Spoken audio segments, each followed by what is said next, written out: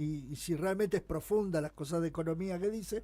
Estamos en comunicación con Alfredo Zayat, él es periodista, licenciado en Economía, jefe de la sección Economía de Página 12 y conductor de mi programa favorito de la radiofonía mundial, que es Cheque en Blanco. 23 temporadas, pensá que hace 23 años que los escucho. Yo lo escuchaba, estaba con Ernesto Tenenbaum los sábados. ¿Qué tal, Alfredo? Fernando Amato, Manu Paul, Lorena Álvarez te saludan. Buen día a todas y todos, ¿cómo andan? Hace 23 años que te escucho. Muchos años, ¿no? Hace 23 años que te escucho. Escuchame una cosa, es un montón. Bueno, Sí. pero ahora te convocamos por tu expertise económica y bueno, se escucha, viste que a Milei le gusta hablar como si supiera de economía, como si fuera casi una clase de economía básica, digamos, anoche sobre todo. ¿Qué es realidad y qué ficción del discurso económico de Milei? Primero te hago una introducción vinculado a lo que es el lugar que ocupan los economistas en la sociedad en general, independientemente de Milei. Bien.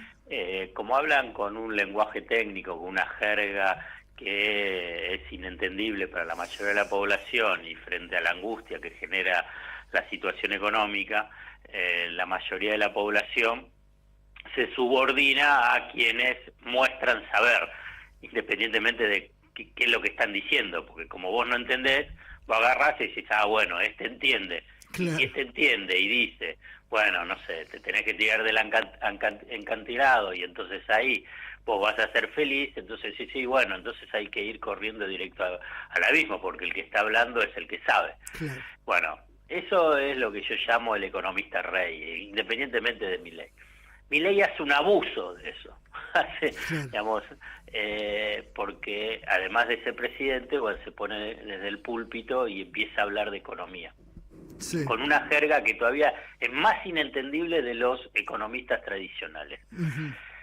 Pero los que más o menos conocen, y yo soy de los más o menos, pero hay algunos que conocen mucho más, sí. Y la verdad es que dice cualquiera. Pero bueno, es difícil, porque bueno, tampoco voy a empezar con cada uno de los capítulos de las cosas que dice, sí. Que si son sostenibles o no, pero simplemente te digo, es impactante la cantidad de conceptos que están forzados, que están alejados de la realidad cuando empieza a hablar de economía. Además, en el último discurso ayer, sí. Con un nivel de vulgaridad que está bien, por ahí nosotros a veces como periodistas podemos estar siempre en el límite, pero vos sos el presidente. Claro. Y además se pone con la investidura que es el economista que más sabe y todo el resto no sabe nada, que todos son unos ignorantes. Y bueno, esa es un poco la descripción así general que te puedo hacer. ¿Quién era Jaureche que decía que si no entendés a un economista porque te está cagando? Sí, Scalabrini Ortiz lo empezó y después todo lo empezamos a repetir. es que bueno, me parece que juega un poco con eso Milei. Además de plantear, bueno, no sé si viste que ahora hace un ratito Alberto Fernández le respondió a Milei con esta cosa también que es muy... al primero que se la noté fue a Fernando Iglesias hace muchos años, cuando gobernaba Macri más o menos, que es la de inventar números, inventar cifras, inventar, ¿no? Entonces a 15.000%, íbamos a un 15.000% de inflación. Bueno, Alberto Fernández le respondió a algunas de esas cifras que tiraba. Que mentira, digamos, para decirlo de forma directa, qué sé yo, digamos, ¿qué es lo que pasa? Que como es presidente y además que es economista, no es doctor, digamos, simplemente digo porque aparece que en todos lados es doctor, es economista, y que estudió en la Universidad de Belgrano, con todo respeto a la Universidad de Belgrano, pero nunca pisó la uva. Sí, no tiene muchos méritos académicos, digámoslo. No tiene. Y entonces tira números así a la Bartola y con una misma lógica. Yo hace algunas semanas lo escribí porque lo rescaté de un video viejo del 2 de abril de 1976 por Cadena Nacional, José Alfredo Martínez de Hoz, también hizo, que era abogado Martínez de Hoz, no se atribuía a este saber económico absoluto como el de Milei, que también hizo esa proyección, como en un mes dio la inflación mayorista un 54%, la proyecta y dice que es 17.000% anual. Bueno, es lo mismo que hizo Martínez II, es impactante. Sí. Tienen que ver ese video porque es la misma, forzar las estadísticas para plantear una situación caótica. Es una deficiencia. Lo que pasa es que la verdad no es técnico, es político. Él lo hace para decir... Milei es famoso por sus plagios. Claro, además. Pero sí, eso es que dice, bueno, era 17.000%, ¿vieron cómo lo bajé a 300? Y entonces soy el mejor del mundo. Y bueno, entonces un poco también es esa estrategia de confusión y engaño colectivo que hace. Pero sí. como y con toda respecto al déficit fiscal, que festeja como si fuera el superávit fiscal... Bueno, pero es lo mismo, digamos, si vos no pagás nada, vos tenés diferentes compromisos en el mes, ¿no? Y cobrás 100 pesos. Sí. Y agarrás y no pagas nada. Terminás el mes y decís, uy, mirá, tengo 100 pesos, mirá qué bien que me fue este mes. Y sí, claro, pero si no pagaste nada. Debes la tarjeta, debes el alquiler. Todo. Entonces él, digamos, lo que hizo fue, frenó la obra pública, frenó los giros a las provincias, el ajuste a los jubilados fue dramático, también el de los salarios públicos, y bueno, así seguís cada uno de los renglones del gasto público, excepto el pago de intereses de la deuda, y bueno, entonces así te dio el superávit. Pero la verdad que los economistas ortodoxos y el FMI, lo digo así porque son los que teóricamente tendrían que apoyarlo, le advierten diciendo, mirá, así no se logran el ajuste fiscal, y además está llevando la economía a una depresión. Así lo dijo Carlos Rodríguez, y bueno, algunos lo habíamos dicho ya hace un par de meses. Alfredo, ¿cómo estás? Manuel te saluda. Y con este tema del superávit, ¿cómo se sostiene a mediano o largo plazo? Sí, justamente tiene que empezar a pagar en algún momento, más allá de que dice no voy a bajar un peso, no va a haber gasto público, se presupone que en algún momento va a tener que, y en el medio encima también está el tema cosecha, tendría que hacer una devaluación, pero volvería a tener impacto sobre la recaudación. ¿Cómo lo ves? Que no es sustentable este sendero que él está planteando. Además, si la economía sigue cayendo, va a recaudar menos. Entonces a la vez va a tener que ajustar más el gasto, y entonces ahí se entra en un círculo vicioso de deterioro de las cuentas fiscales. Entonces no tiene viabilidad, ¿no? Digamos, decís, viste, cuando me preguntan ¿cómo la ves? Y bueno, la veo como que ese número, cuando además todos estudios y todo económicos y análisis económicos, dice, bueno, a ver, ¿cómo vas a terminar el año? No importa qué pasó en un trimestre, en el primer trimestre. Y me quiero ir un poco de la actualidad de Milei para pensarlo en una actualidad corto plazo, pero pensándolo desde el campo nacional, popular, progresista, como tengamos ganas de verlo. ¿Cómo se sostiene esta matriz, este sistema, cuando cada vez tenemos un mayor porcentaje de trabajadores en negros que, aparte de no tener derechos, no aportan a la economía, generan ahí también, obviamente, en la pérdida de esos derechos, pérdida de capacidad adquisitiva, por lo cual también pierde la propia recaudación del Estado? ¿Se puede sostener este nivel de básicamente quita de derechos, de precarización laboral? Mira, yo te lo digo en tema de dinámicas. Las dinámicas sociales, económicas, social y políticas tienes diferentes tiempos. Y entonces es como que es difícil, yo no me puedo adelantar y decir, bueno, a ver, ¿cuál va a ser el desenlace político?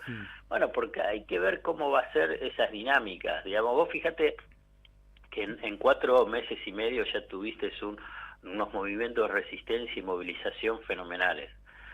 Primero la movilización de los trabajadores, de la CGT, CTA, después tuviste la movilización de las mujeres de 8M, después tuviste la del 24 de marzo y ahora la de los estudiantes, que fue una movilización policlasista y polisectorial. Y cada una de ellas con una dimensión y una intensidad mayor. ahora viene el 1 de mayo también con otra movilización, después el paro del 9 de mayo, o sea, hay reacciones, digamos, entonces no hay una secuencia lineal que uno puede plantear, es igual, ¿qué es lo que va a pasar? Lo que yo sé es que este plan es insustentable socialmente, económicamente y políticamente. Los tiempos, y ahí yo ya no sé, pero lo digo en la primera parte en función a la historia argentina. Claro. Y además está mostrando la historia argentina que tiene respuesta, porque cuando yo te hago este recorrido de movilizaciones muestra los niveles de resistencia y de movilización de la sociedad, que en otros países no existe. Sí, aunque parece... O tiene menor intensidad, pero la Argentina tiene una historia de movilización y resistencia que hace que los proyectos neoliberales, conservadores, reaccionarios se enfrenten a un límite. Claro. Y aparte haría falta aclarar, aunque no haría falta, que lo que vos estás haciendo es un análisis económico, no una expresión de deseos. No es que uno dice, bueno, quiero que a fin de año estemos todos mal. Es lo que uno va analizando de lo que ve de la economía. Con mi compañera Lorena Álvarez decimos hace un tiempo que el problema fue la inflación cuando arrancó el gobierno. Ahora hay un problema de crecimiento y en poco tiempo vamos a empezar a hablar de la desocupación. Claro, exactamente, así es. Ese es la trampa donde ha caído Milei y que otros han caído con otro tipo de indicadores, es que se abraza a decir, bueno, voy a lograr el dígito. Y entonces no importa cómo. Claro. ¿No? Lo que pasa que es muy importante el cómo. Claro. Entonces, lo logro con una depresión. Y la depresión en realidad hasta podés tener deflación de precios. Exacto. Pero si vos vas a tener primero un derrumbe, o como se dice, un colapso del poder adquisitivo, o sea que la plata no alcanza, y después tenés una explosión del desempleo, la preocupación social no va a ser la de la inflación. Nadie le va a importar si es de un dígito, si los precios bajan, si la plata no te va a alcanzar, y al revés, va a ser peor, no vas a tener empleo. Entonces ese va a ser Alfredo, sí. Lorena te habla, buenos días. Pensaba 97, 98, 99, donde el tema era exactamente de 2 Claro. pesos bajábamos a 1,80, tal cosa. Pero el problema es que no nos alcanzaba ni 1,80. Exacto. Recuerdo El que esa caía etapa. del sistema, chao. Caías y caías. Y ahora, que es una sociedad que está más acostumbrada al emprendedurismo y al pluriempleo, también depende del resto del sistema. Y ahora la pregunta es, por más que te inventes un trabajo, ¿qué vas a rascar? No sé, esa es la parte que... Va a ser una nueva desocupación encima. Va a ser desocupación y además por ahí va a empezar a explotar ya el trueque, digamos, Otra porque vez. hay también estrategias de supervivencia que la sociedad argentina aprendió. Conoce. Digamos, yo hice un entrecruzamiento atrevido entre, digamos, variable económica y, si querés, estados de ánimo psicológicos, Sí. o sociológicos. Digamos, la inflación a vos te genera ansiedad, porque vos vas a cada día y decís, uy, aumenta el precio, aumentan los precios, qué bronca, etcétera, etcétera. Cuando tenés el problema del poder adquisitivo, te genera angustia, porque si, uy, ¿qué hago? No me alcanza la plata, recorto de este gasto, busco otro empleo, sale otra persona de la familia a trabajar para tratar de sumar ingreso, bueno, te genera angustia. Bueno, pero cuando tenés un tercer estadio, que es el del de desocupación, tenés desesperación. O sea, cuando tenés la desesperación, la ansiedad ya no te es irrelevante, o sea, lo de la inflación. Claro. Y cuando estás desesperado, ya la angustia es que está en un estadio superior.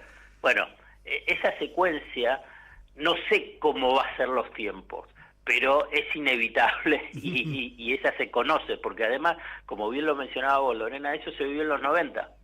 Claro, Sí. total. Los 90 tuvo esa secuencia, en un proceso más largo, Sí.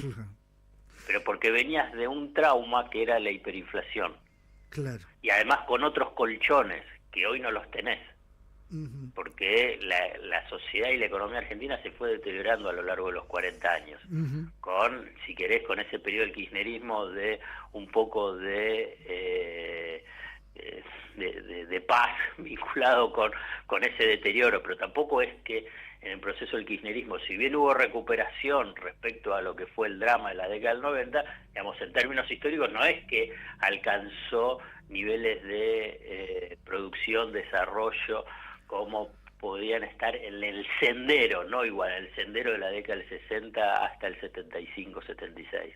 Pero bueno, eso es parte de la historia. Simplemente Sí. quiero me encanta. marcar que estás en una secuencia, en una situación de deterioro mayor.